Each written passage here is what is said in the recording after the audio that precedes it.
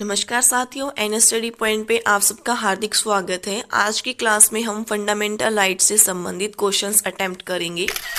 सबसे पहला क्वेश्चन आता है, संविधान के किस भाग को भारत का मैग्ना कार्टा कहा जाता है? भाग 3 को। संविधान का भाग 3 किससे संबंधित है? मौलिक अधिकारों से। संविधान में मौलिक अधिकारों से संबंधित अनुच्छेद कौन से हैं? आर्टिकल 12 से 35। संविधान में कुल कितने मौलिक अधिकार हैं? आप सबको पता है कि जब भारत का संविधान बना था तो जब 7 मूल अधिकार दिए गए थे, लेकिन वर्तमान में 6 अधिकार हैं। मूलतः भारतीय संविधान में कितने मौलिक अधिकार प्रदान किए गए थे? 7। अब संपत्ति के अधिकार को हटा दिया गया है। भारतीय संविधान में मौलिक अधिकार किस देश से लिए गए हैं? अमेरिका से लिए गए हैं। भारतीय संविधान के अनुसार निम्न में से कौन सा मूल अधिकार नहीं है? तो ऑप्शन 2, सूचना का अधिकार, ये हमारा मौलिक अधिकार नहीं है। कौन से मूल अधिकार राष्ट्रीय आपातकाल के दौरान स्वतः समाप्त नहीं होते? तो हमने पढ़ा था कि आर्टिकल 20 और 21 समाप्त नहीं होते हैं। संविधान में उद्घोषित मौलिक अधिकारों में संशोधन किया जा सकता है। कौन कर सकता है? संसद कर सकती है। मौलिक अधिकारों को लागू करने का दायित्व किस पर होता है? ऑप्शन 4, उच्चतम न्यायालय और उच्च न्यायालय के पास। मौलिक अधिकारों का निलंबन कौन कर सकता है? हमारी राष्ट्रपति। और वर्तमान में राष्ट्रपति कौन है? द्रौपदी मुर्मू। समानता का अधिकार कौन से अनुच्छेद में दिया गया है? आर्टिकल 14 से 18। अनुच्छेद 23 और 24 नागरिकों के किस अधिकार को वर्णित करता है? शोषण के विरुद्ध अधिकार।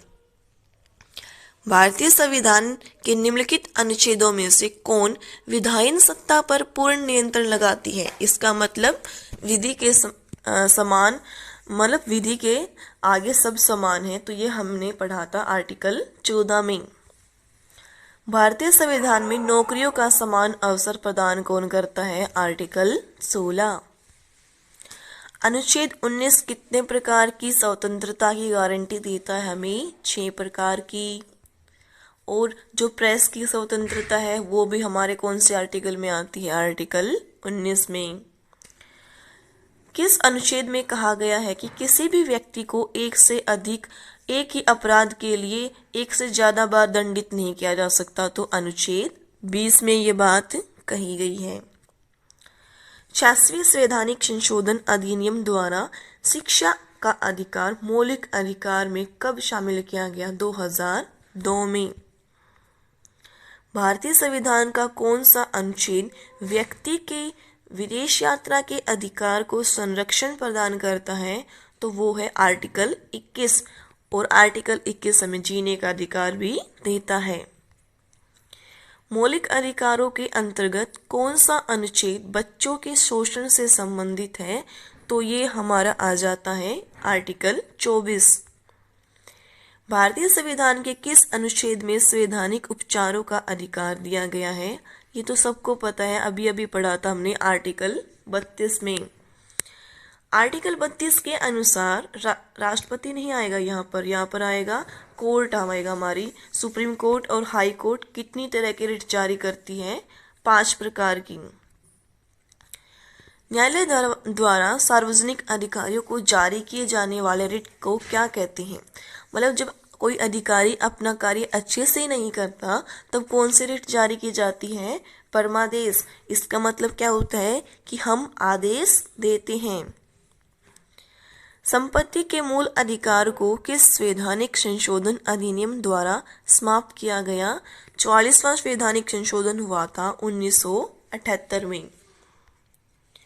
सशस्त्र बलों, अर्धसैनिक बलों, पुलिस बलों, गुप्तचर संस्थाओं और ऐसे ही सेवाओं से संबंधित सेवाओं के क्रियान्वयन पर संसद को प्रतिबंध आरोपित करने की शक्ति किस अनुच्छेद में दी गई है? आर्टिकल 33 में। संविधान ने संसद को कुछ विशेष मूल अधिकारों को प्रभावी बनाने के लिए कानून बनाने की शक्ति किस अनुच्छेद के तहत प्रदान की है? आर्टिकल 35। मार्शल लॉ से संबंधित मूल अधिकार किस अनुच्छेद के अंतर्गत दिया गया है? हमने पढ़ा था मार्शल लॉ आर्टिकल 34 में। वर्तमान में संपत्ति का अधिकार भाग 12 के तहत किस अनुच्छेद में वर्णित है? 300A में। किस मामले में सुप्रीम कोर्ट ने मूल संरचना की अवधारणा दी?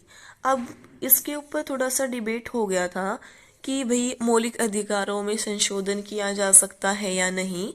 तो फिर केशवानंद भारती केस मामला आया था 1973 में। सुप्रीम कोर्ट ने क्या फैसला दिया था कि मूल अधिकारों में तो संशोधन कर सकते हो, लेकिन जो भारत की मूल संरचना है, संविधान की मूल अवधारणा है, उसको क्या नहीं कर सकते, तुम बदल नहीं सकते। ठीक है, तो इसका क्या आएगा आंसर? केशवानंद भारती मामला 1973।